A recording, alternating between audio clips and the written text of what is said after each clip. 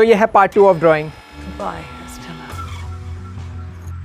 She was with her mother now. अगर आपने part 1 नहीं देखा तो पहली लिंक मैंने डिस्क्रिप्शन में दे रखी है। तो कैम छो मेरे चित्रकारों, मेरा नाम एसपी, स्वागत है आपका पोर्ट्रेट स्केचिंग की दुनिया में। अगर आप भी मेरी तरह आर्ट के दीवाने हो तो सब्सक्राइब कर दो और उस बेल नोटिफिकेशन ऑन को दबा दो ताकि मैं जब भी आर्ट ट्यूटोरियल आपके लिए लेके आऊँ तो आपको तुरंत पता चल जाए। तो चलिए चलते हैं पार्ट 2 में।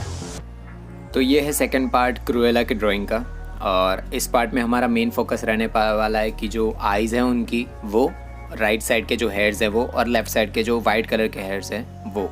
सो आइज़ बनाने के लिए मैंने चारकोल और ग्रेफाइट पेंसिल का मिक्सचर किया है, बट मेनली 10B पेंसिल मैंने यूज़ की है। बहुत ज़्यादा शार्प करना पड़ा उसे।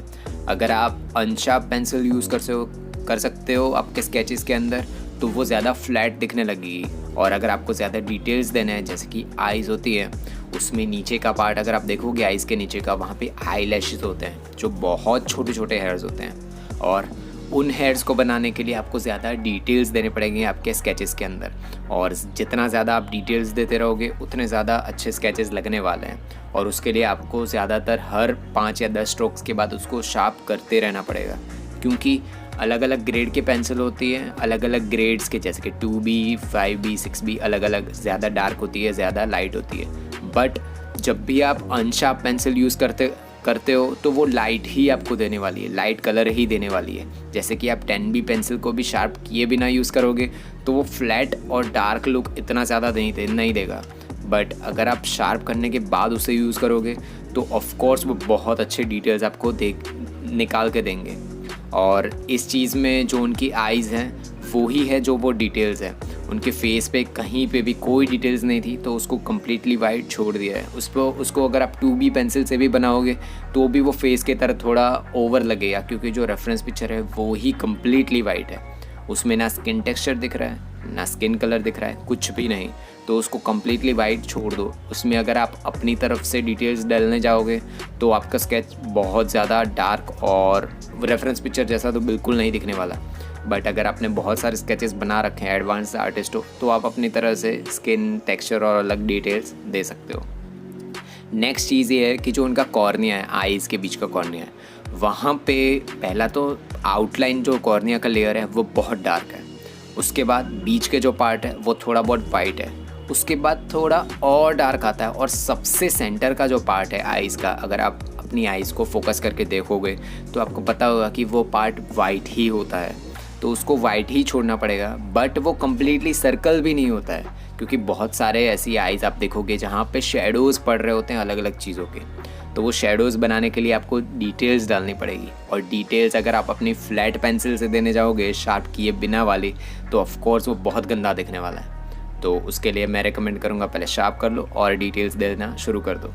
अब मैंने बहुत बार ये चीज़ मेरे पुराने वीडियोस में बोली है कि जो ब्लेंडिंग स्टम्प्स हैं उसको आप फेस पे यूज़ मत करो, जो बड़े वाले होते हैं। सबसे छोटा वाला पार्ट उसको हाई डिटेल्स के लिए यूज़ कर सकते हो।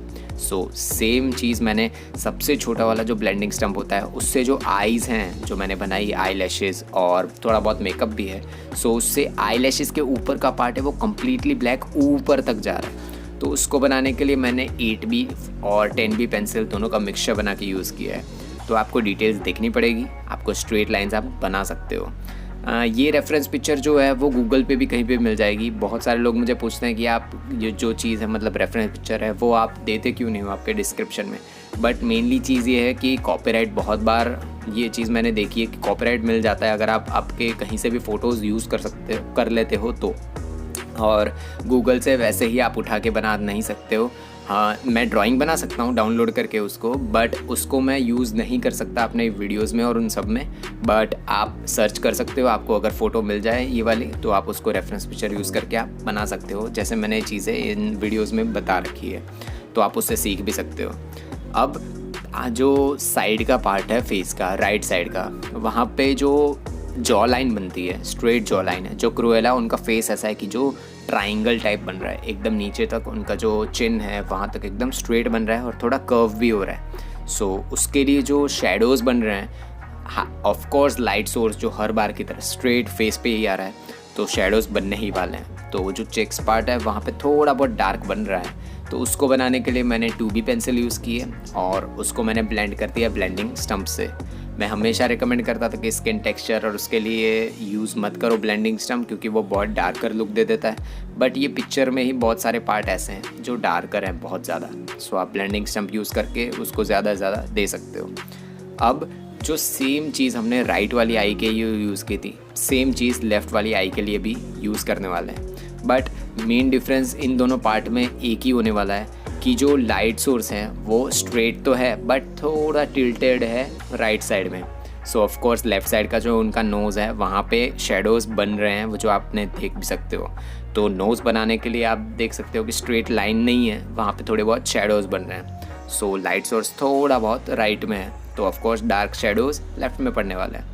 तो मेन डिफरेंस हो गया कि नोज़ बनाने के लिए हमेशा हम यूज़ कर सकते हैं, दोनों साइड पे शेडोज़ बनती है, बट दिस टाइम थोड़ा डिफरेंस है।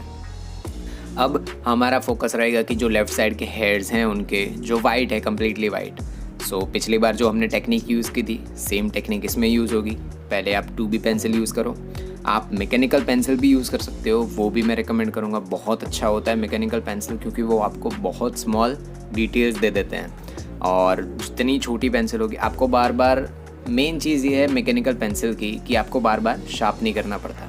बट अगर आप मैकेनिकल पेंसिल में ज़्यादा प्रेशर अगर आपने अप्लाई कर दिया तो वो आपके पेज में डेंट पार लगा देगा, और वो अगर आप डेंट को इरेज करना चाहोगे तो वो इरेज तो हो जाएगा, बट जो आपका पेज है उसके अंदर थोड़ा बहुत डार्कनेस दिख ही जाएगी, और वो ड्राइंग के लिए बहुत गलत लगेगा। बहुत सारी टेक्निक्स है हेयर्स बनाने की, जैसे कि डेंटिंग मेथड होती है, एक टूल होता है, उससे वो डार्कर चीज़ें बना, पहले उसको यूज़ कर सकते हैं और उसके ऊपर शेड्स बना देते हैं ताकि वाइट शेड्स दिख के आए। वो टेक्निक भी बहुत अच्छी है, बहुत सारे यूट्यूबर्स ने वो टेक्निक अपलोड कर रखी है, वो भी आप यूज़ कर सकते हो देख के हेयर्स बनाने के लिए। बट ये भी सही है, आप ये भी यूज़ कर सकते हो। वो टेक्निक बहुत एडवांस्ड आर्टिस्ट के लिए है, पर बिगिनर्स भी यूज़ कर सकते हैं अगर आपको ड्राइंग में ज़्यादा इंटरेस्ट हो तो। अब सेम चीज़ जो डार्क, बट डिफरेंस अभी ये आ गया है कि जो हेयर्स हैं वाइट वाले, उसके बीच का जो नीचे का पार्ट है हेयर्स के नीचे का, जहाँ पे ईयर्स होते हैं, तो ईयर्स तो ऑफ कोर्स बाल के पीछे छुप गए हैं, तो वहाँ पे डार्कर पार्ट बन रहा है। तो उसको बनाने के लिए आप 6B से लेके 8B पेंसिल यूज़ कर सकते हो। अब मैं रिकमेंड करूँगा 10B पेंसिल या 12B पेंसिल यूज़ मत करो, उससे 8B से ज़्यादा यूज़ मत करो ज़्यादा डार्कर वैल्यूज़ के लिए, क्योंकि अगर आप उतना ज़्यादा यूज़ करोगे तो वो और आईज़ और जो राइट साइड के हेयर्स हैं वो तीनों एक जैसे, मतलब एक ही लेवल पे दिखने लगेंगे।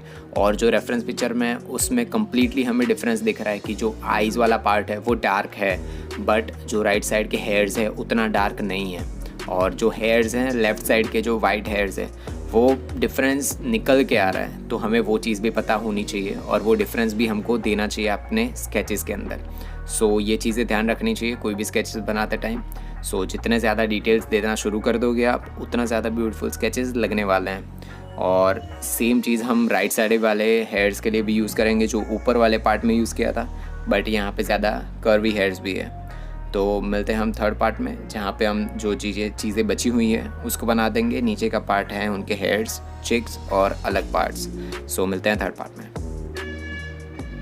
तो बस इतना ही था इस ट्यूटोरियल में। अगर आपने कुछ भी सीखा इस ट्यूटोरियल से तो सब्सक्राइब कर दो और एक लाइक छोड़ दो, कमेंट कर दो अगर कोई भी क्वेश्चन और क्वेरीज हो आपके इस ट्यूटोरियल के रिगार्डिंग। तब तक के लिए ध्यान रखो खुद का, और जिनसे प्यार करते हो उनका भी। आपका चित्रकारिक दिन हो। टट्टूज़।